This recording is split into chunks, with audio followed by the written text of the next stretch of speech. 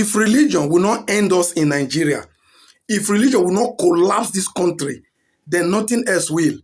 Whenever Odalo sounds against religion, some people who think through their anus think I have something special to gain criticizing religion.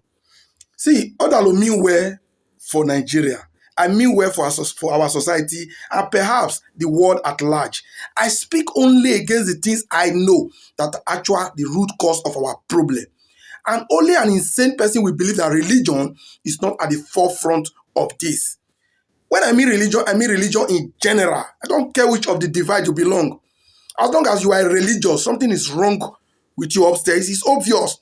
Hate me for this truth, I don't care.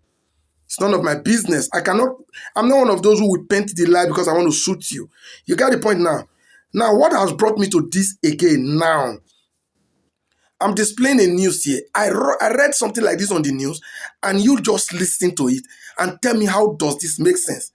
It says a prominent Nigerian Islamic cleric, Ibrahim Jallo Jalingo, calls for execution of those who live Islam and believes in more than one God, citing Quranic verses.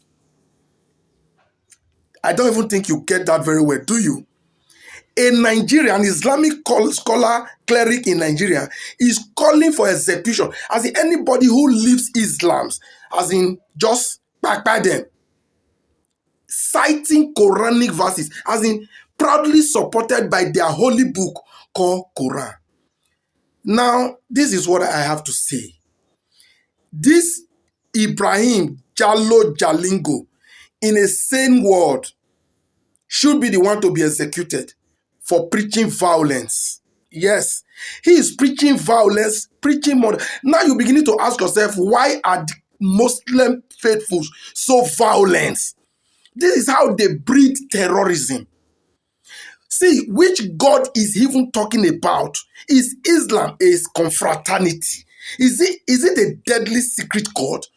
See, if I was born into an Islamic family as a child, and based on an act of child indoctrination from my parents, I happen to belong to a religion that doesn't make sense. Whenever I wake up to reality, I can walk away. It's not a secret court.